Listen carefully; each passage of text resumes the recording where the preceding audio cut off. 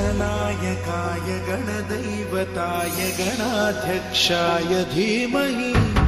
गुणशरीराय गुणमण्डिताय गुणेशानाय धीमहि गुणातीताय गुणाधीशाय गुणप्रविष्टाय धीमहि